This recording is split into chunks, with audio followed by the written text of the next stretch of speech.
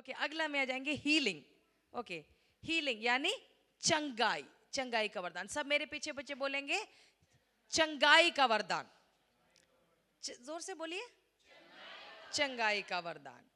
Okay, ये भी, ये सब अलौकिक एक सामर्थ्य है, एक वरदान है, एक क्षमता है, एक काबिलियत है, सब कुछ अलौकिक है। ठीक है, परमेश्वर से जुड़ा हुआ सब कुछ अलौकिक है। Supernatural ability to cure human ills, whether physical, mental और demonic origin. This is God's healing power, either given और रिसीव्ड। ओके, तो ये एक मतलब एक वरदान है जिसके द्वारा क्या क्या ठीक होता है? शारीरिक बीमारियां, मानसिक बीमारियां, और जो शैतान की तरफ से, एक होता है कि देखो हम अपने शरीर का ध्यान नहीं रखेंगे तो हम बीमार पड़ जाएंगे, इससे शैतान को कुछ लेना देना नहीं।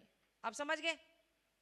आप पानी नहीं पिएंगे, खाना नहीं खाएंगे, आप समझ गए ना? बहुत कुछ हम उल्टा पुल्टा करेंगे तो हम बीमार पड़ जाएंगे। ओके, लेकिन कुछ होता है मेंटल, है ना, मेंटल प्रॉब्लम्स होते हैं, शरीर उनका हट्टा कट्टा है लेकिन दिमाग ठीक नहीं है। और कुछ होता है शरीर भी ठीक है, वैसे वो बिल्कुल ठीक रहते हैं, लेकिन प्रार्थना आराधना के बीच में क्या हो जाता है?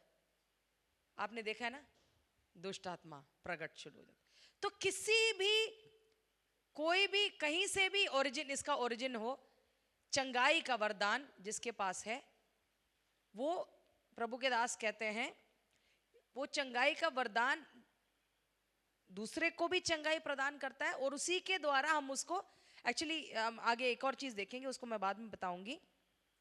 हम रिसीव भी फेथ के द्वारा हम करते हैं, जिसके पास विश्वास, ये सारे दो तीन चीजें फेथ के साथ रिलेटेड भी है, वो अभी आगे जब फेथ आएगा, विश्वास का वरदान आएगा, उसको तब और आपको समझ में आएगा।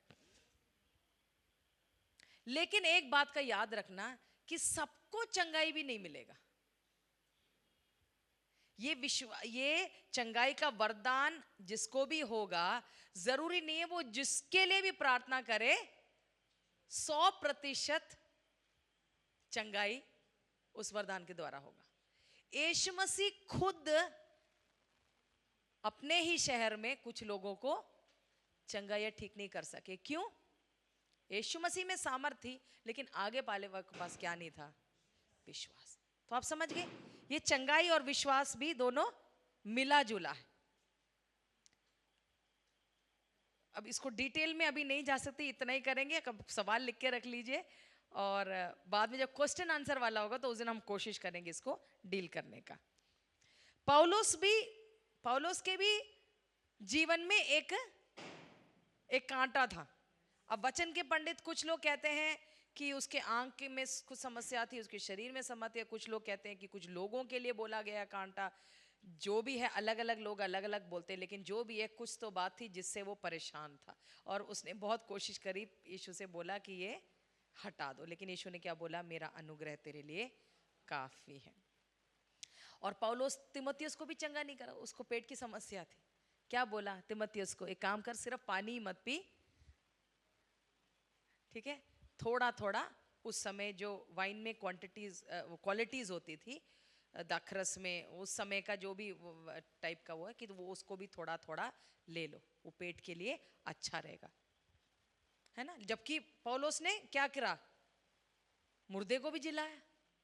तो कई जगह, कभी कभी ये जो है फुली ऑपरेट, कई जगह किस वजह से, कारण वो सब नहीं मालूम, लेकिन all may not receive healing, ये बात को याद रखिएगा। और भी कई लोग हैं, उनका नाम अभी फिलहाल इतना ही हमें, मैं समझती हूँ इतना बोलना ही सब समझ गए, ठीक है ना, समझ गए। चंगाई का एक वरदान होता है, जिसके पास ये वरदान होता है वो जिनके लिए भी प्रार्थना करते हैं वो चंगे हो जाते हैं। लेकिन कई बार कुछ लोग नहीं होंगे, और कई बार वो खुद भी बीमार रहेंगे। आपको पता है स्मिथ विगल्सवर्थ, मुर्दों को जिलाने वाला व्यक्ति, कई लोगों को, एक दो को नहीं, मुझे अभी नंबर नहीं याद आ रहा है, मेरे ख्याल से 20 से ज्यादा लोगों को उन्होंने खुद, अपने बीवी को जब वो मर गई थी उसको मुर्दों में से जिलाया।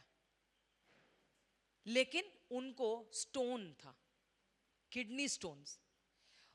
मैंने जब उनका हिस्ट्री पढ़ा, मुझे आज भी याद है, कई साल पहले पढ़ा था, लेकिन अभी भी वो मेरे मन में है कि कैसे वो मीटिंग में उनको दर्द उठता था। वो लोगों के लिए चंगाई के लिए प्रार्थना करते हैं, लेकिन उनको बीच में दर्द उठता था।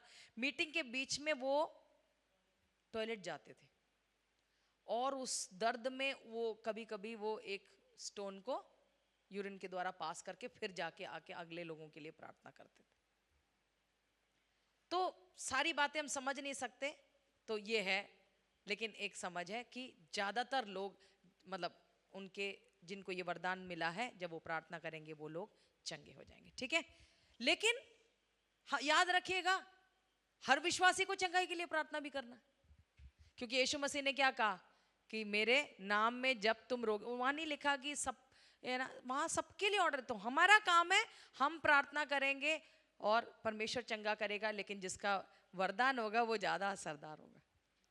लेकिन इससे, इसका मतलब ये नहीं कि हम चंगाई वाला वरदान वाला प्रार्थना, हाँ अगर है कोई खड़ा है तो उससे प्रार्थना करवाओ, लेकिन अगर जहां कोई नहीं है, आप विश्वास से प्रार्थना करो, अपने लिए भी और दूसरे के लिए भी, और परमेश्वर आपको चंगा करेगा। आमेन।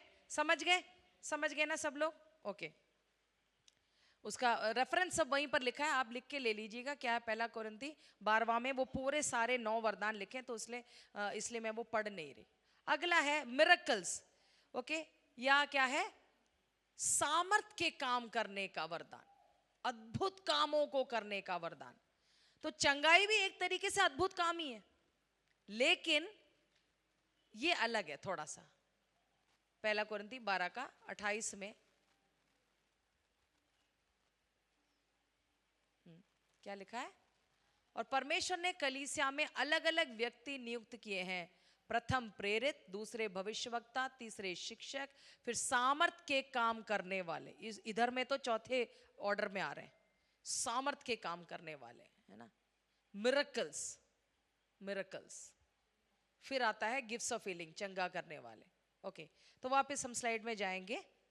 ये क्या है? ये असाधारण बातें। अब किसी को जुकाम ठीक हो गया, किसी के लिए प्रार्थना कर दी, जुकाम ठीक हो गया, चंगाई का वरदान। वो ये क्या है? ये नेचर के जो क्रम है, या परमेश्वर ने जो नियम रखे, प्राकृतिक नियम से को क्या बोलते हैं उसको, the ability to set aside for a time the regular laws of nature। प्राकृतिक नियमों को तोड़कर या उसके ऊपर, जैसे यहोशू ने बोला कि सूरज रुक जाए, चंद्रमा रुक जाए, हुआ क्या? साधारण होता है क्या? वो एक ही बार हुआ है, वो एक चमत्कार था। मुझे नहीं पता उसको ये वरदान मिला नहीं मिला, लेकिन मैं नए नियम को बस उस इंसिडेंट के साथ मैं ज्वाइन करूं कि आप बारिश के लिए प्रार्थना करोगे, बारिश नहीं होगा एलिया की तरह, और जब करोगे तब हो भी जाएगा। तो ये चमत्कार है, चमत्कार है। नॉर्मल लॉ के नेचर के विरुद्ध में, जब ऐसे नहीं कि कभी भी कुछ भी बोल देता है, लेकिन जब जरूरत पड़ती है ऐसा होता है ना। वो विश्वास ऑपरेट होता है, और वो जब जरूरत आती है उसको वो जब मांगते हैं, बोलते हैं, प्रार्थना करते हैं, वो कार्य वहां पर हो जाता है। ओके, सो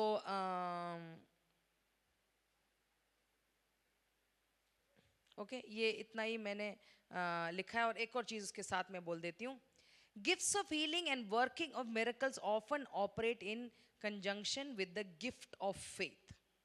याद रखना कि चंगाई का वरदान और चमत्कार का वरदान, या सामर्थ के काम का वरदान, ये दोनों विश्वास के वरदान के साथ साथ चलता है, ऑपरेट होता है।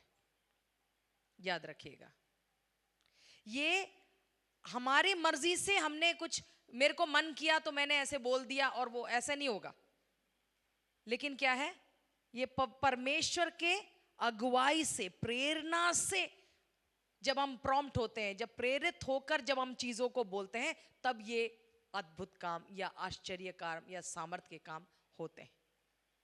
आप अपने स्वार्थ के लिए कुछ भी ऐसे बोल के, वैसे, है ना, मेरे को, अब मैं यहाँ खड़ी हूँ, मेरे को आलस हो रहा है, मेरा सब्जी बन जाए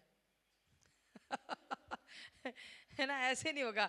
अभी मैं बिस्तर में लेटा हूँ, प्रभु मुझे यहाँ से उठा के ऑफिस में पहुँचा दे, मतलब ऐसे नहीं मतलब बिल्कुल ही मतलब ऐसा कोई नहीं करेगा, लेकिन कहने का मतलब है हम ऐसे कुछ भी बोल दिया कर, ऐसे नहीं होता। पवित्र आत्मा की प्रेरणा से, है ना, जब जरूरत के हिसाब से वो जो है परमेश्वर कार्य करता है। ओके, जन्म से लंगड़े लोग, वो चंगाई नहीं है, वो क्या है, सामर्थ के काम है। जो जन्म से जो लंगड़ा था वो अचानक से उठ के चलने लगा। पतरस ने भी ठीक किया और पौलुस ने भी ठीक किया। अगर आप देखोगे प्रेरितों का काम 14वां अध्याय में पौलुस देखता है कि अनियास, उसका नाम क्या था मुझे भी याद नहीं आ रहा, लिख के नहीं रखा मैंने, अनियास एस करके, वो देखना प्रेरितों का काम 14वां अध्याय 8 से 10 में देखा पौलुस प्रचार कर रहा था और देखा कि आगे वाले के अंदर वो जन्म से लंगड़ा है और देखा कि उसके अंदर विश्वास है चंगा होने के लिए, है ना, 14 का 8, है ना, और वो जन्म से लंगड़ा था और पौलुस ने बोला और वो क्या हो गया, वो चंगा हो गया। ये सामर्थ का काम है, ये चंगाई नहीं है, ये चंगाई नहीं है, ठीक है, ये क्या है, सामर्थ का काम, क्योंकि आज तक वो चला नहीं है, वो बीमार नहीं था, वो क्या है, वो लंगड़ा है। तो अंधे देखना, बहरे सुनना, गूंगे बोलना, लंगड़े चलना, ये सब क्या है, चंगाई नहीं है, ये सामर्थ के काम है। समझ गए ना, दोनों में फर्क समझ में आ गया। किसी का पेट दर्द ठीक होना, पीठ दर्द ठीक होना, ये क्या है, किसी का बच्चा हो ही नहीं सकता उसका बच्चा हो जाना, जिसको पास यूट्रस नहीं है उसका बच्चा हो जाना, ये सब क्या है, सामर्थ के काम है। थोड़ा समझ आ गया, दोनों में उत्पन्न हो जाता है चीजें। ओके, ठीक है, उसमें ज्यादा नहीं बोलूंगी, आप लोग सब समझदार हैं। अगला है डिसर्नमेंट, यानी परख की आत्मा। परख की आत्मा भी है और परख का वरदान, आत्माओं की परख का वरदान, आत्माओं की का, okay, the gift of discernment of spirits is the supernatural ability to distinguish between demonic, human and divine spirits. आत्माओं का या कि परख का वरदान, क्या वरदान होता है, जो शैतानी, मानव और दिव्य आत्मा को परख पाता है।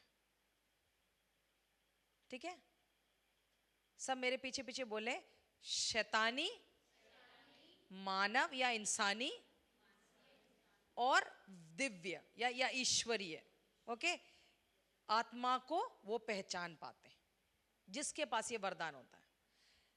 समझ लो दुष्ट आत्मा से कोई भविष्यवाणी कर रहा है, प्रेरित भविष्यवाणी कर रहा है, अगर आपको परख का आत्मा नहीं होगा तो आप क्या करोगे, अरे भविष्यवाणी की है, परमेश्वर ने मेरे से बोला। लेकिन अगर आपको परख की आत्मा होगी, पौलुस के जैसे, याद है एक जगह पौलुस जा रहा था, 16वां अध्याय, प्रेरितों का काम 16वां अध्याय में हम देखते हैं कि पौलुस सेवकाई के लिए एक शहर में गया, शायद एफेसस था ना, और वहां पर एक लड़की दुष्ट आत्मा से क्या बोलते हैं, प्रेरित, है ना, उसके अंदर दुष्ट आत्मा था। तो वो इनके पीछे पीछे, पौलुस के पीछे पीछे गई और बोला, अरे ये परमेश्वर, मतलब फ्री एडवर्टाइजमेंट मिल रहा है, पौलुस को प्रमोशन मिल रहा है, कोई खर्चा नहीं करना। और ये क्या, ये तो मतलब ये भविष्य, क्या बोलते हैं, भविष्य की बातों को बोल बोल के बिजनेसमैन लोगों का फायदा होता था उससे।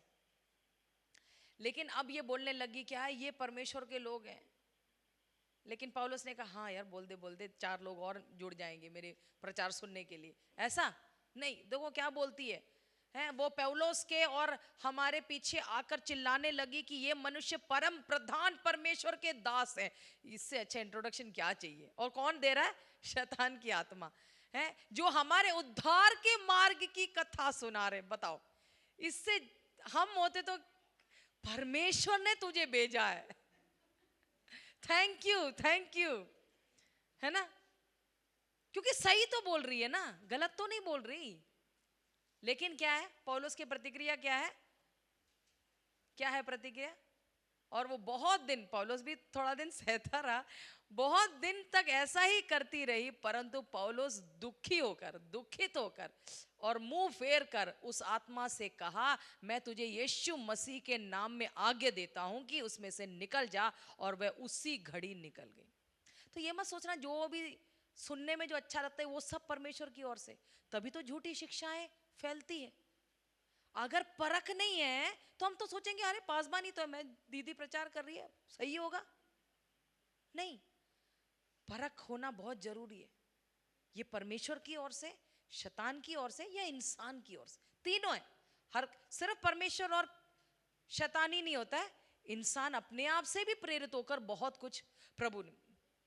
अब एक लड़की पसंद आ गई, एक लड़का पसंद आ गया, सपने में वो लड़की आ गई, लड़का आ गया, परमेश्वर ने मुझे दर्शन दिया इसी से शादी करना है। मेरे पास आए थे लोग, मेरे जवानी में आए थे, एक बंदा बहुत क्लियरली बोला, और वो भविष्यवक्ता था, वो भविष्यवाणी करता था, अच्छा खासा बिल्कुल सही भविष्यवाणी करता था। और वो आके बोला कि परमेश्वर ने मुझे दर्शन में बोला, मैं धन्यवाद करती हूँ कि मैं गिरी नहीं उसमें इसलिए आज मैं इतनी आशीषित हूँ, नहीं तो पता नहीं मेरी कहानी क्या होती। तो अगर मैं गिर जाती, अरे भविष्यवक्ता है, सही बोल सकता है, लेकिन धन्यवाद हो कि वो परख, वरदान था या नहीं मुझे नहीं मालूम, लेकिन उस समय ये परखने के लिए परमेश्वर ने मदद किया कि ये परमेश्वर की ओर से नहीं है। आप समझ गए? तो ये इसलिए ये बहुत जरूरी एक वरदान है जो हमको मांगना है। भविष्यवाणी का वरदान मिले ना मिले उससे दूसरों का फायदा होगा, लेकिन परख का वरदान से हमको भी और कई और लोगों तो होगा ही होगा। अगर यहाँ पर आके कोई गलत भविष्यवक्ता भविष्यवाणी करे तो आप बोल सकते हो ठीक है गेस्ट स्पीकर होगा, लेकिन सॉरी अगले संडे पास्टर बोलेंगे आए तो थे गेस्ट, लेकिन वो हमने गलत पहचान कर ली, वो जो गलत बोला है उन्होंने, ऐसा हम बोल पाएंगे अगर परख का वरदान हो। या हो सकता है उन्हीं के सामने ही बोलते, ऐसा भी हुआ है कई बार कुछ किस्से। ओके, तो गलत शिक्षा और सही शिक्षा है ना, क्या परमेश्वर की ओर से, पवित्र आत्मा की ओर से और क्या नहीं है, ये सब का पहचान कर पाएंगे जिसके पास ये वरदान है। तो सब आज से किस वरदान को सबसे पहले मांगेंगे? परख, आत्माओं को परखने का वरदान। ओके, अगला है गिफ्ट ऑफ टंग्स। ये सबसे हम सब वाकिफ हैं, अन्य भाषा का, अनेक प्रकार की भाषा का वरदान, सॉरी अन्य भाषा नहीं है, गिफ्ट ऑफ टंग्स लिखा हुआ है, अनेक प्रकार के भाषा का वरदान। अब इसको शिक्षा अभी देने के लिए मैं नहीं दे सकती, दो होता है, गिफ्ट ऑफ टंग है ना, गिफ्ट ऑफ टंग्स है, इसका शिक्षा शायद पहले भी दिया हो गया, लेकिन अभी उसमें गहराई में नहीं जाऊंगी। इतना है, एक भाषा है जिसका जो संसारिक नहीं है, ठीक है, वो हमारा प्रार्थना प्रेयर लैंग्वेज है हमारा, जिसके साथ हम परमेश्वर से वार्तालाप करते हैं। वो आराधना में भी, प्रार्थना में भी, चलते फिरते, कलीसिया के अंदर, घर के अंदर, सब हम इस्तेमाल कर सकते हैं, और वो हमारी उन्नति होती है उससे, और उसका अनुवाद नहीं किया जा सकता, वो किसी और के लिए नहीं है, वो मेरा और परमेश्वर के बीच में वार्तालाप करने का एक भाषा है। ठीक है, इतना आप क्लियर समझ लो। लेकिन एक है वरदान जो अनेक प्रकार का, जो दुनियावी भाषाएं होती है। अब हम नहीं जानते दुनिया में कितनी सारी भाषाएं, हमारे दुनिया का छोड़ो, हमारे देश में मैं मलयालम बोलूंगी, यहाँ बैठे हुए दो लोगों को या 3 लोगों को छोड़कर किसी को कुछ पल्ले पड़ेगा? नहीं पड़ेगा। अब मैं यहाँ पर मलयालम में पवित्र आत्मा का सिद्धांत सिखाऊंगी, आपको कोई फायदा होगा? नहीं। तो उस हम बात में नहीं जाएंगे। ये अनेक प्रकार भाषाओं का वरदान है, ये सुसमाचार के लिए भी इस्तेमाल होता है, और तब इसी वरदान के लिए हमें अनुवाद भी चाहिए। परमेश्वर कई बार कोई संसारिक भाषाओं के द्वारा एक व्यक्ति के द्वारा बात करता है तो वो हमें पता चल जाता है, वो एक साधारण भाषा नहीं है, तो उसे बोलने वाले को भी पता चलता है, आगे वाले को भी पता है कि एक संदेश है, लेकिन वो हम वैसे ही नहीं बोल सकते। मैं खड़े होकर 5 मिनट अन्य भाषा में सबको बोलूंगी, आप लोग बैठ के सुनोगे, लेकिन उसका अनुवाद नहीं करूंगी तो कोई फायदा नहीं है, किसी को उससे कुछ फायदा नहीं हुआ। ठीक है, इसलिए अगला वरदान के बारे में वहां पर लिखा हुआ है, क्या है? The gift of the interpretation of tongues, भाषाओं का अर्थ बताने वाला वरदान। मैंने पासबान से सुना है, मैंने खुद सुना हुआ, मैंने खुद, हमारे घर में बाइबल स्कूल होता था। मैंने जैसे कहा था ना, अभी पहले भी एक किस्सा भी मैंने जो बताया, एक भविष्यवक्ता ने आके बोला वो एक बाइबल स्कूल स्टूडेंट था। तो हर साल 15 से 20 जवान लोग हमारे घरों में रहकर पूरा एक साल का बाइबल अध्ययन करते थे। उसमें से एक और भविष्यवक्ता, एक बार, क्योंकि हर बार कोई ना कोई एक भविष्यवक्ता तो निकल आता है मलयाली लोगों में, ये भविष्यवाणी का जो वरदान है, कई लोग उसको शायद मांग कर लड़के ले लेते हैं परमेश्वर से, क्योंकि उपवास लंबा करते हैं, 21 दिन का हर कलीसिया में उपवास होता है, तो वो एक आदत सी हो जाती है। और बैठते तो प्रभु देता है, मांगते कीमत चुकाएंगे तो मिलेगा। एक दिन मैंने स्पष्ट सुना, वो अन्य भाषा में अंग्रेजी, उसको एक वर्ड अंग्रेजी का नहीं आता,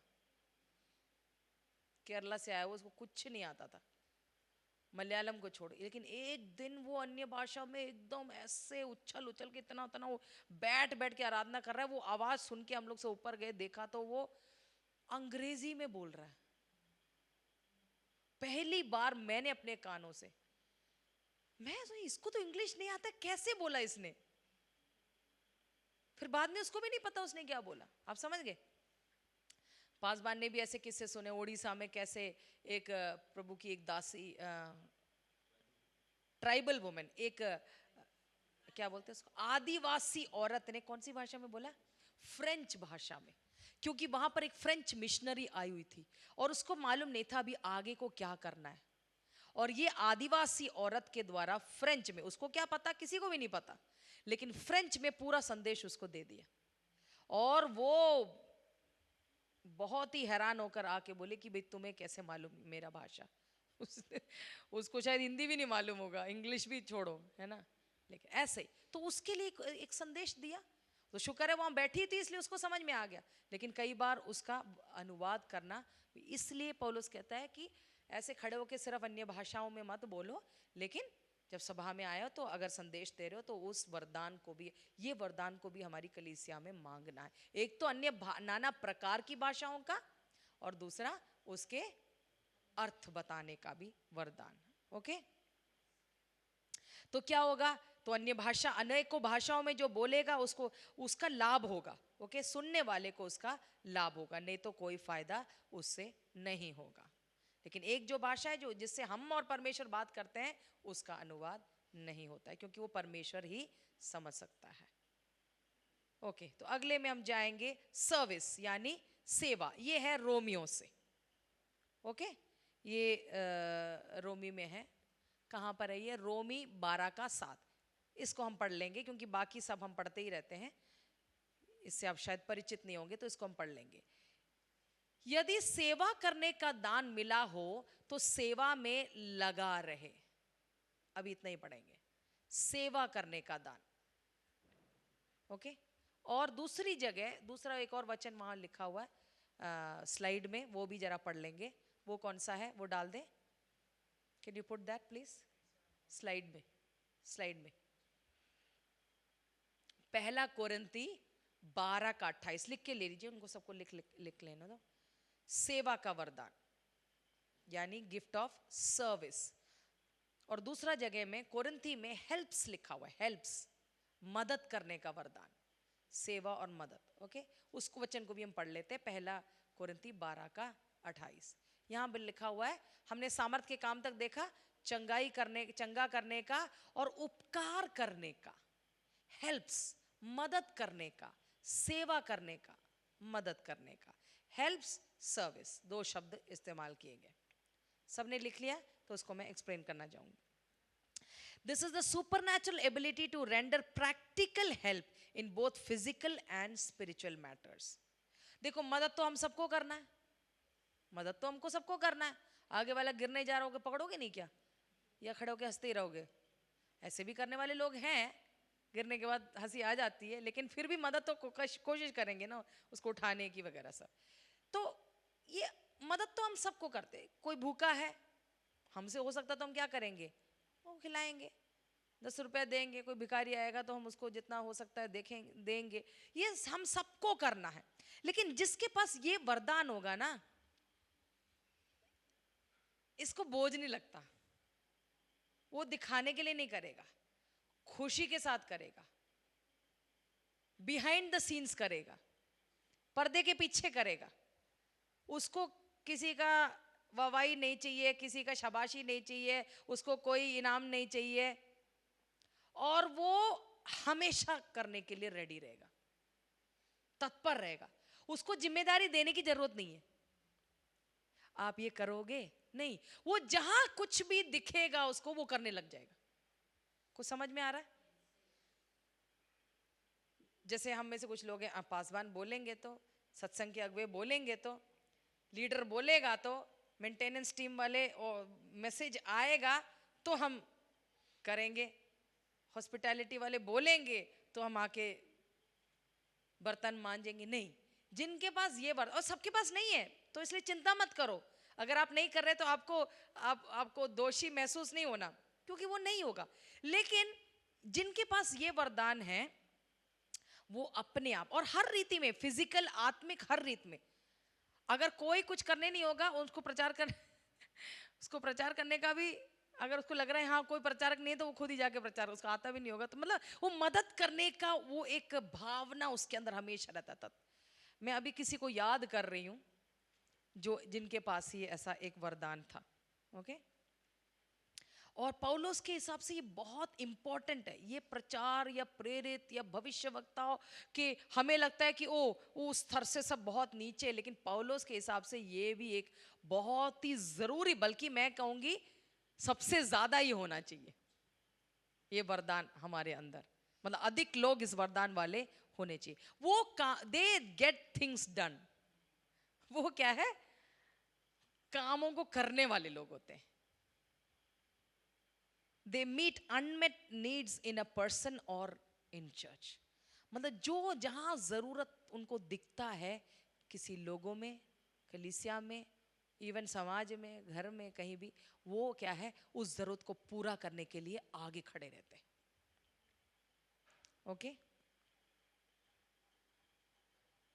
दोरकास प्रेरितों का काम 9 में वो क्या करती थी, सही सारे विधवाएं थे, जरूरतमंद लोग थे, तो उन्होंने क्या किया, वो सब बना के, उनको सब बना के स्वेटर बुनना, कपड़े बनाना, और वो देती थी। हेल्प्स, सर्विस, लोगों की सेवा। क्या आप के मन में ऐसे कुछ लोग आ रहे हैं हमारे कलीसिया में जो ऐसे तत्पर रहते हैं कोई भी कार्य करने के लिए? प्रभु का धन्यवाद करेंगे उन लोगों के लिए। क्यों ना हम, आप बोलने की जरूरत नहीं, आपके मन में अगर एक भी व्यक्ति, कोई भाई आ रहा है, जवान आ रहा है, बहन आ रही है, उन लोगों के लिए हम प्रभु का हम धन्यवाद करेंगे। Hallelujah, thank you Lord. ये लोग हैं जो हमेशा अपॉइंट किया नहीं किया लेकिन काम जरूर करेंगे। वो देखकर काम करें, उन्हें लगेगा अच्छा ये गंदा हो रहा है तो वो तुरंत, मेरे को ड्यूटी नहीं मिली है तो नहीं करेंगे, नहीं। बाथरूम में गए, बाथरूम गंदा पड़ा है, मेरी जिम्मेदारी हो ना हो करेंगे। पानी वहां नहीं है, टोनी भाई नहीं आए तो पानी नहीं जाएगा, ऐसा नहीं। वो देखेंगे पानी नहीं, मेरी जिम्मेदारी नहीं है, तभी भी मैं पानी। तो आप समझ गए? हर, ये तो मैंने फिजिकल बातें करी। आत्मिक रीति में भी आपको जिम्मेदारी नहीं दी जाएगी कि आप जाके क्या बोलो, कोई बीमार पड़ा है तो आप क्या करोगे, तुरंत आप फोन करके, बहन आप इस संडे दिखे नहीं, भाई आप इस संडे दिखे नहीं, क्या हो गया, ठीक हो, बीमार है, तो क्या आपने खाना बना के लेके चले गए? किसी ने आपको बोला नहीं, या उसको मिलने चलेगा, अस्पताल चलेगा। आप समझ रहे हैं ना? समझ गए सब लोग? मैं इसलिए ज्यादा बता रही हूँ कि ऐसे लोग हमारे कलीसिया में और ज्यादा उठना है। कई लोग हैं लेकिन और हम सब ऐसे ही बन जाएं। आमीन, हालेलुया। ओके, तो फीबी, रोमी 16 का 1 में पौलुस भी एक औरत के बारे में बताता है जिसके पास ये वरदान था। दोरकास प्रेरितों का काम 9वां अध्याय में हम देखते हैं। ओके, अगला हम देखेंगे एग्जॉर्टेशन, यानी उपदेशक का वरदान। उपदेशक का वरदान लिख के ले लीजिए, रोमी 12 का 8। इसको भी जरा एक बार देख लेंगे। रोमी 12 का 8 ऐसा लिखा है, जो उपदेशक हो वह उपदेश देने में लगा रहे। और ही हु एग्जॉर्ट्स, उपदेशक, गिफ्ट ऑफ एक्सेप्शनल एनकरेजमेंट। ये वो लोग हैं जो दूसरों को उत्साहित करते रहते हैं। शिक्षक नहीं है वो, शिक्षक नहीं है, दूसरों को चढ़ाते रहेंगे, मतलब अच्छी रीति में दूसरों को प्रोत्साहित करते हैं। चलो ना बहन, अरे छोड़ो ना, कोई बात नहीं, वो छोड़ो, हम बाद में, मैं भी कर लूंगी आपका मदद, अभी मीटिंग चलते हैं, या आप हम सुसमाचार सुनाने चलते हैं, नहीं कोई बात नहीं, वो छोड़ो, हम बैठ के हम प्रार्थना करते हैं। या दूसरों को आश्वासन देना, दूसरों को प्रोत्साहन करना, किसी भी सांत्वना देना, है ना, वो दूसरों को क्या करते हैं, एक एक शब्दों के द्वारा बहुत उनको प्रेरित करते हैं, उत्साहित करते हैं लोगों को। ओके, और ऐसे लोग मसीह में लोगों को परिपक्व बनाते हैं। एग्जॉर्ट, अपने शब्दों के द्वारा वो क्या करते हैं, लोगों को प्रभु में बढ़ने के लिए प्रेरित करते हैं, उत्साहित करते हैं, उनको परिपक्व होने के लिए, है ना, वो क्या करते हैं, लोगों को एनकरेज करते हैं, प्रोत्साहित करते हैं। To practice what they have been taught, जो सिखाया गया उसको लागू करने के लिए वो प्रोत्साहित करते हैं। शिक्षा तो मोटी मोटी यहां से दे दी, समझ लो, अब उसको लागू कैसे करना है ये लोग मदद करते हैं। हमने ऐसे सुना ना, हमने ऐसा सीखा ना, चलो हम करते हैं। समझ गए? ऐसे लोग होंगे, और ऐसे लोगों की भी बहुत जरूरत है एकलेसिया में। They are more interested in the positive than the negative. वो हम नकारात्मक से बढ़कर वो सकारात्मक, हर जगह कुछ अच्छा देखने की कोशिश करें, हर एक व्यक्ति के अंदर अच्छा देखने की कोशिश करेंगे, हर परिस्थिति में कुछ सकारात्मक देखने की कोशिश करेंगे। और प्रभु के दास ने एक चीज लिखा, वो मैं भी उसको पढ़ देती हूँ। Those who are taught but not exhorted become fat sheep that only take in and never live the Christian life. जो लोग शिक्षा प्राप्त करते हैं और जिनको प्रोत्साहन नहीं किया जाता उस शिक्षा को लागू करने के लिए, वो कैसे हो जाते हैं, मोटे भेड़, मोटी भेड़। क्योंकि लेते जा रहे, प्राप्त करते जा रहे, लेकिन उसको जी नहीं रहे। तो ऐसे लोग होना चाहिए जो यहां पर शिक्षा दी जाती है उसको लागू करने के लिए प्रोत्साहन करने वाले कुछ लोग होने चाहिए। कुछ समझ आ रहा है आप लोगों को? शिक्षा देने वाला और प्रोत्साहन करने वालों में फर्क। एग्जॉर्टेशन यानी क्या लिखा हुआ है, उपदेश। Those who are exhorted but never taught become excited and active but have no depth or understanding to do what they do and will burn out quickly or will work in wrong ways. ये भी है कि जिनको प्रोत्साहन दिया जाता है लेकिन जिनको शिक्षा नहीं दी जाती। दूसरी तरफ कुछ लोगों को शिक्षा दिया जा रहा है लेकिन उनको प्रोत्साहन नहीं मिल रहा है उनको लागू करने के लिए। प्रार्थना करो, प्रार्थना करो, प्रार्थना कितना जरूरी है बोला जा रहा है, लेकिन उनको सिखाया नहीं जा रहा कैसे करना है, या उनको मौका नहीं, प्रार्थना प्रेयर टीम नहीं बना रहे, या मिलकर आके प्रेयर कर नहीं रहे, है ना, वो उसको लागू करने वाले होते हैं। लेकिन दूसरा तरफ होता है जिनको शिक्षा नहीं दी जाती, बस उनको प्रोत्साहन दिया जाता है। तो ऐसे लोगों को के साथ हो जाएगा, वो एक्साइटमेंट में आ जाएंगे, कुछ कुछ करना शुरू कर देंगे, लेकिन गहराई नहीं होगी क्योंकि शिक्षा नहीं, ज्यादा दिन बने नहीं रहेंगे, उनको समझ नहीं होगी कि उनको क्या करना है क्या नहीं करना है, और कुछ दिन के बाद उनका आग क्या हो जाएगा, बुझ जाएगा बहुत जल्दी, और कभी कभी गड़बड़ भी कर वो बैठेंगे। तो शिक्षा और उपदेशक शिक्षक और उपदेशक दोनों जरूरी है। कुछ समझ में आ रहा है? समझ में आ रहा है ना सबको? ओके, भाई लोगों को समझ में आ रहा है? एक ने भी हाँ नहीं बोला। भाई लोग समझ रहे हैं? Oh thank you. ओके, सो ऐसे कुछ लोग आपके मन में आ रहे हैं तो उसके लिए भी हम धन्यवाद करें, जो आपको उकसाते रहते हैं, प्रोत्साहित करते रहते हैं चीजों को करने के लिए। सिर्फ शिक्षा के रूप में हम मोटे होके प्राप्त करके मोटी मोटी पवित्र आत्मा का सिद्धांत हम सीख रहे हैं, अब इसको लागू करने के लिए भी कोई उपदेशक होना चाहिए।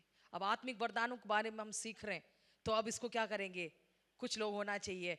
आओ अगले उपवास प्रार्थना में हम आत्मिक वरदानों के लिए प्रार्थना करेंगे, उपवास करेंगे, प्रभु से प्राप्त करेंगे, और उसके लिए एक मीटिंग ऑर्गेनाइज करेंगे। हम आत्मिक वरदानों के लिए इस बार हम बैठेंगे प्रभु के उपस्थिति में, या हम 2 बहनें बैठेंगे करके, किसी क्या के साथ बैठेंगे, मतलब ऐसे ऐसा उसको लागू करने वाले हर चीज के लिए।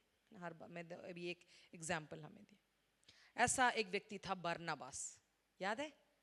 पौलुस को लोगों ने ग्रहण नहीं किया, वो गया पौलुस को लेके आया, इनको समझाया उनको समझाया, बीच में कार्य किया। फिर प्रेरितों का काम 15:32 में हम देखते हैं, यूदा करके भी वहां पर एक व्यक्ति है। बरनबास प्रेरितों का काम 11:22, प्रेरितों का काम 11:22 में हम बरनबास को देखते हैं। प्रेरितों का काम 15:32 में हम यहूदा या जूडस को देखते हैं। वो वाला जूडस नहीं है, दूसरा है। पौलुस को भी हम देखते हैं 2 कोरिन्थी 9:5 में। ऐसे तो बहुत सारे लोग हैं, बस एक नाम लिख के। पत्रस को देखते हैं, 1 पत्रस 5:1।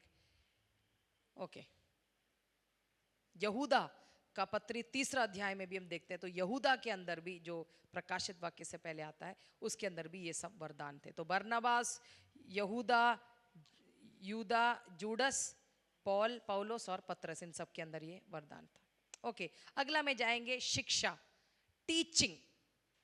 टीचिंग सब मिलकर बोलेंगे, सिखाने का वरदान, टीचिंग का गिफ्ट। ओके, ये है is the supernatural ability to communicate and clarify the truth of the gospel, the details of the word of God.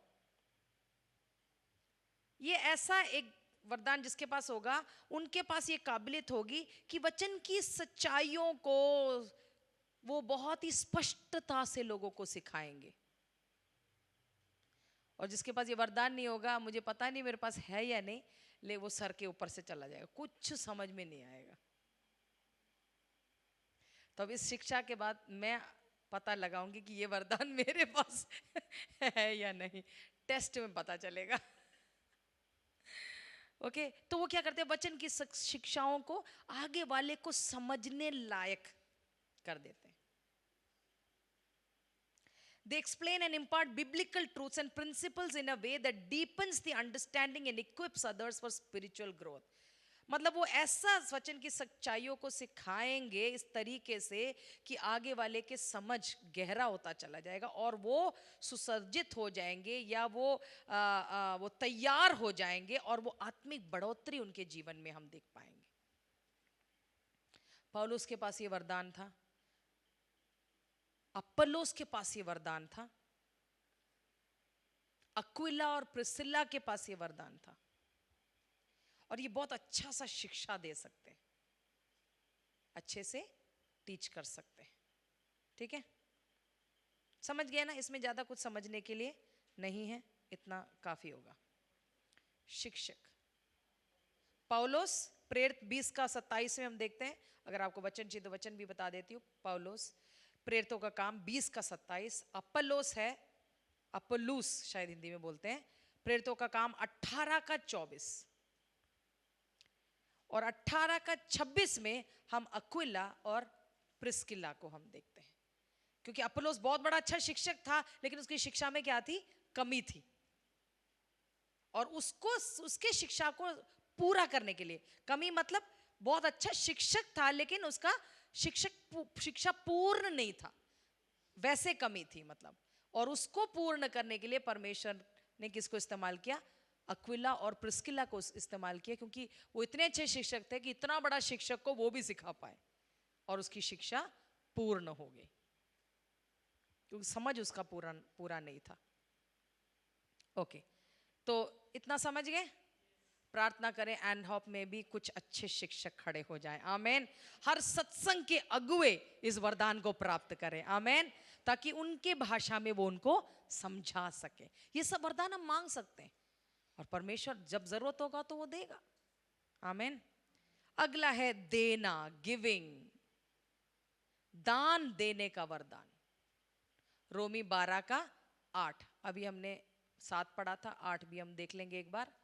देने का, दान देने का वरदान क्या लिखा हुआ है? दान देने वाला उदारता से दे, दान देने वाला, he who gives let him do it with simplicity लिखा है, लेकिन cheerfully एक जगह, हाँ ओके। दान देना, अब देना तो हम सबको है, सबको देना है, दान और दशमांश हर विश्वासी को देना है। लेकिन ये वरदान जिसके पास होगा वो अपना घर भी बेच देगा। पुराने नियम सॉरी नए नियम पहली शताब्दी की कलीसिया में ऐसे कुछ लोगों को देखा है ना हमने।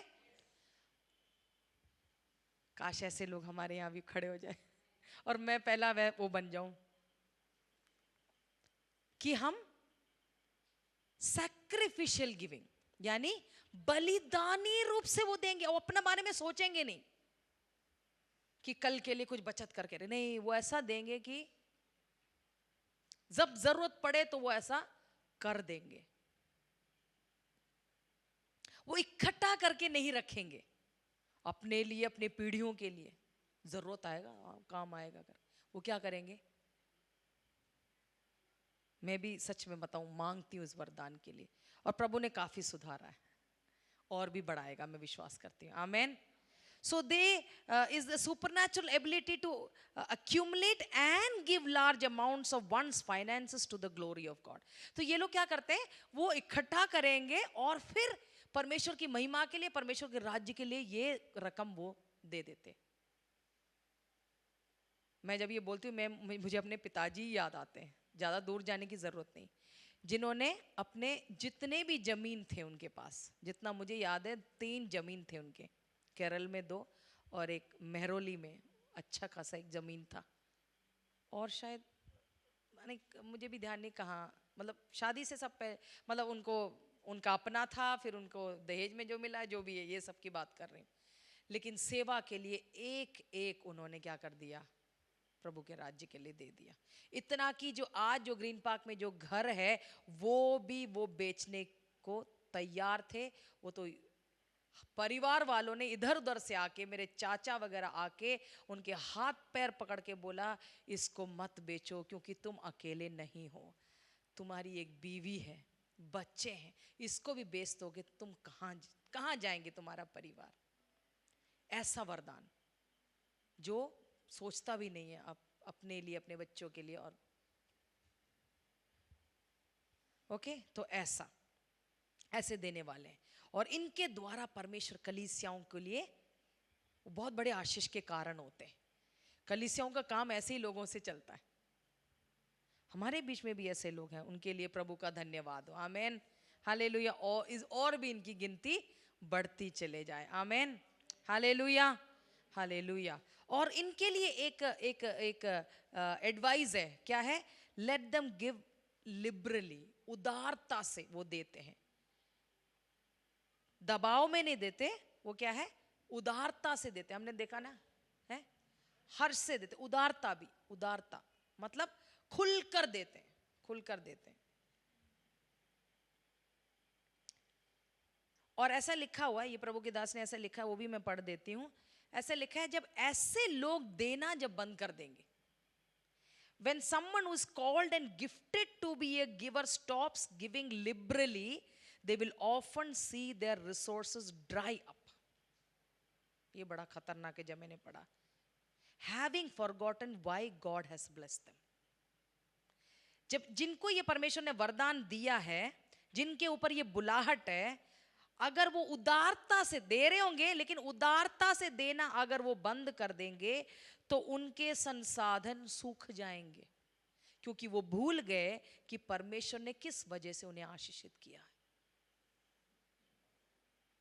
तो ऐसे बरनबास था, प्रेरितों का काम 4:36, यरूशलेम की कलीसिया थी, यरूशलेम की प्रेरितों का काम 4:32 में हम पढ़ते हैं। गलाती की कलीसिया थी, गलाती 4:15 में हम पढ़ते हैं। फिलिपी की कलीसिया से थी, फिलिपी 4:10 में। इन सब के पास ये वरदान था। हमारे कलीसिया के पे ऊपर भी ये भविष्यवाणी है कि हम राष्ट्रों को देने वाली एक कलीसिया होगी। आमेन, आमेन, हालेलुया। हमको इसमें और ज्यादा निकल कर आने की जरूरत है, बढ़ने की जरूरत है। हमने किया है, लेकिन और अधिक हमने करना है। आमेन, आमेन। 2 और वरदान है और ये चैप्टर खत्म हो जाएगा। अगला क्या है? तो सब मेरे पीछे बोलो, उदारता से देना, दिल खोल कर देना, आमेन, और बलिदानी रूप से देना। समझ गए?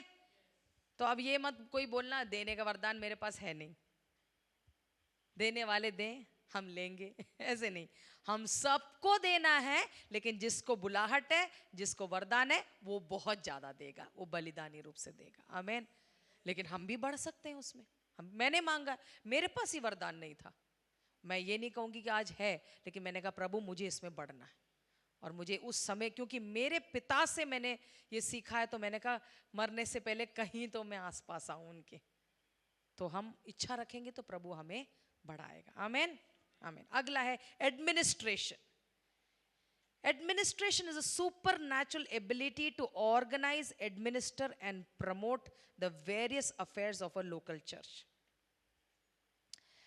Administration या क्या है, लिखा हुआ हिंदी में अगुवाई का वरदान या चीजों को करने का वरदान, ओके, नेतृत्व का वरदान, लीडरशिप रोल, एक लीडरशिप भी है इसमें। तो वो क्या करते हैं, चीजों को वो व्यवस्थित करते हैं, प्रशासन, बढ़ाना, ये सब शब्द है उनके अंदर, ये संचालन करना, या आप समझ गए ना, जो अगुवाई करते हैं, लीड करते हैं, चीजों को ऑर्गेनाइज करते हैं, सब इनके अंदर ये वरदान होगा। और ऐसे लोगों को क्या बोला गया, कैसे करना है, वो वचन भी जरा डाल देंगे। एडमिनिस्ट्रेशन का क्या वर्स है, रोमी 12 का 8 में ही पढ़ेंगे। क्या लिखा है, he that rules with diligence, जो अगुवाई करे वह उत्साह से करे। अब अगुवाई करने वालों से पूछो कि कितना चैलेंज उनको होता है, तो क्या हो जाता है, सबसे पहले उनके अंदर क्या आता है, निरुत्साह हो जाते हैं। अरे छोड़ो यार, कोई सुनता नहीं है, कोई करता नहीं है, मैंने नहीं करना, किसी और को दे दो, मैं नहीं करूंगी, मैं नहीं करूंगा, थक गया। अगुवाई करने वाले मेरे साथ सहमत है या नहीं? अभी एक एक को एक एक जिम्मेदारी अभी इस साल दिया है, तो मुझे पता है कि वो कितना स्ट्रगल कर रहे हैं। दीदी कोई जवाब ही नहीं देता, दीदी कोई हाँ ही नहीं भरता, कोई थम्स अप ही नहीं देता, कोई रिस्पॉन्ड ही नहीं करता, निरुत्साह हो जाते बहुत जल्दी। इसलिए वचन कहता है जो कर रहे हैं, डू इट विद डिलिजेंस, करते रहो, निरुत्साह मत हो। तुम्हारा बुलाहट है, तुम्हें सौंपा गया ये वरदान है, तो ये करते रहो, करते रहो, कभी तो फल मिलेगा, आमीन, हालेलुया। लगन के साथ करना है, लगन के साथ करना है, उत्साह के साथ करना है। बहुत जल्दी हम निराश हो सकते हैं, निरुत्साह हो सकते हैं, गिव अप करने का मेंटालिटी आएगा, बट परसिवियर, परसिवियर, और ये परमेश्वर को भाएगा, आमीन, आमीन। आपका नेतृत्व परमेश्वर को भाएगा, हालेलुया, और उसका फल आप काटेंगे जरूर, आज नहीं तो कल आप काटेंगे, आमीन, आमीन। बस हार नहीं मानना, छोड़ दोगे बीच में तो गया। ओके, ये जो शब्द है, ये उसका जो शब्द पता है कहां से लिखा है, कैप्टन या पायलट ऑफ अ शिप से निकला है, जो एक जहाज को क्या करता है, चलाता है, अगुवाई करता है, पायलट या ship. So local church will grow if such people employ them, मतलब उनको, ऐसे लोगों के अंदर जो वरदान है, जब उन लोगों को काम में लेके आते हैं, वो जिम्मेदारी देते हैं, तो एक कलीसिया का क्या होता है, बढ़ोतरी होता है। तीतुस 1 का 4 और 5, तीतुस 1 का 4 और 5, समय नहीं है इसलिए उसको नहीं पढ़ेंगे, वहां पर एक बार देख लेते, चलो जल्दी से, तीतुस 1 का 4 और 5, टाइटस 1:4-5। तीतुस के नाम, जो विश्वास की सहभागिता के विचार में मेरा सच्चा पुत्र है, परमेश्वर पिता और हमारे उद्धारकर्ता मसीह यीशु से अनुग्रह और शांति होती रहे। मैं इसलिए तुझे क्रेते में छोड़ आया था कि तू शेष रही हुई बातों को सुधारे और मेरे आज्ञा के अनुसार नगर नगर प्राचीनों को नियुक्त करे। एल्डर्स मतलब लीडरशिप में जो एडमिनिस्ट्रेशन जो करते हैं, ओके तो वो तीतुस का जिम्मेदारी था, वो भी खुद भी था और उसको बोला गया था और भी ऐसे लोगों को तुम क्या करो, नियुक्त करो। ओके ओके आखिरी वरदान है दया, मर्सी। सब जोर से बोलेंगे, दया का वरदान। उसी वचन में लिखा हुआ है, 12 का ही 8 में लिखा है, क्या है उसको भी हम पढ़ देंगे। जो दया करे वो हर्ष से करे। He that shows mercy with cheerfulness. जो दया करे हर्ष से करे। Okay Often untrained people possess this supernatural ability to minister to those sick and affected. कई बार ये वरदान किसके पास होता है पता है? जिनको कोई ट्रेनिंग नहीं मिला, उन्होंने नर्स की ट्रेनिंग नहीं लिया, डॉक्टरी की नहीं पढ़ी उन्होंने, लेकिन इनके अंदर क्या है, एक दया की भावना होती है कि क्या, जैसे मदर तेरेसा याद है, मतलब वो तो बिल्कुल ही अलग ही स्तर है, लेकिन ऐसे लोग क्या करेंगे, बीमार लोगों का, लाचार लोगों, देखे कई लोगों को, सड़क में पड़े हुए लोगों को, ये दुनिया में भी ये वरदान है, ऐसा नहीं है कलीसिया के अंदर। वो कभी जानवरों का, हमारे वहां पर है कोई, वो क्या है उनके अंदर, वो जानवरों के लिए दया, वो रात रात को कुत्तों को खाना खिलाते।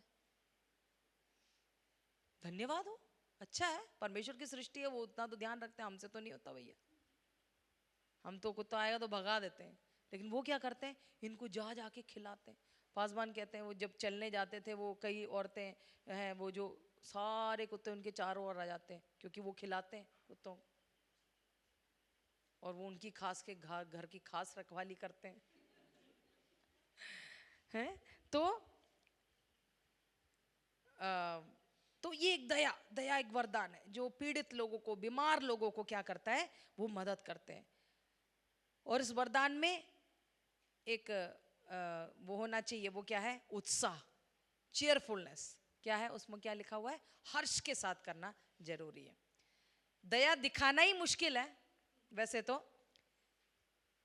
और हर्ष के साथ करना तो और भी मुश्किल हो जाता है, लेकिन जिनके पास ये वरदान होता है वो ऐसा करते हैं, और उनको वो हर्ष भी लगातार बना रहना चाहिए। ओके वो अपना समय बिताने के लिए तैयार है, वो अपने आप को देने के लिए, खर्च करने के लिए तैयार है। ऐसे लोग ऐसे होते हैं। ओनेसिफोरस करके एक बंदा था, जब पौलुस जेल में था, 2 तिमोथी 1:16 में लिखा है कि ओनेसिफोरस ने पौलुस के ऊपर बहुत दया करी, उसको बहुत मदद किया, उसकी हर एक ज़रूरतों को पूरा किया। ऐसे दया के वरदान वाले लोग हैं जो लेप्रेसी, ये जो बोलते हैं कोढ़ी लोगों के बीच में कार्य करते हैं, जो बीमार लोगों के विजिटिंग करते हैं, बीमार लोगों को जाके अस्पतालों में उनके लिए प्रार्थना करना, विजिट करना, उनको मदद करना, इन सब ये भी बहुत कम है, ऐसे लोग बहुत कम है, लेकिन ऐसे लोग भी कलीसियाओं में उठने पाए, है ना। मदद तो करना है, लेकिन तरस भी होना बहुत जरूरी है, दया हमारे अंदर होना चाहिए, खास करके पीड़ित और बीमार लोगों के प्रति। ठीक है, तो समझ में आ गया ये वरदान सबको, सब बोल के जोर से बोले, दया का वरदान। दूसरों पर तरस खाना, उन पर दया करना, उनकी जरूरतों को पूरा करना। तो मैं चाहती थी कि आप लोग इसको समझें, इसलिए मैंने इतना टाइम लेके किया। लास्ट चैप्टर को इंट्रोड्यूस करके हम समाप्त करेंगे, सिर्फ इंट्रोड्यूस करूंगी, और हम सब जानते हैं वो कौन सा है, वो है His ministry, the ministry of the Holy Spirit concerning the fruit of the Spirit. Okay, मसीह के फल से संबंधित पवित्र आत्मा का सेवकाई, और ये लास्ट हमारा चैप्टर है, फाइनल रिकॉर्डेड मिनिस्ट्री है, मतलब उल्लेखित, लेखित, क्या बोलते हैं उसको, रिकॉर्डेड मतलब उल्लेख किया गया, या है ना, आखिरी मिनिस्ट्री है पवित्र आत्मा का। And in a very real sense, it best demonstrates his ultimate goal on earth to bear fruit for Christ through believers. और ये जो वरदान है, ये परम लक्ष्य है हमारा इस संसार में कि मसीह विश्वासियों के द्वारा प्रकट हो, मसीह के लिए विश्वासी फल उत्पन्न करें। ठीक है, ये परम लक्ष्य है। और ये आत्मिक फल के बारे में या आत्मा के फल के बारे में हम एक और चैप्टर है, और ये बहुत ही छोटा चैप्टर है 9 वरदान है, लेकिन हम सब जानते हैं, प्रेम के बारे में मुझे बोलने की जरूरत नहीं है ना। ये सब जैसे एक एक हम बोलेंगे, आनंद, प्रेम, ये सब थोड़ा थोड़ा उसमें एक्सप्लेनेशंस होगा, तो आराम से एक ही चैप्टर में जो है वो समाप्त हो जाएगा।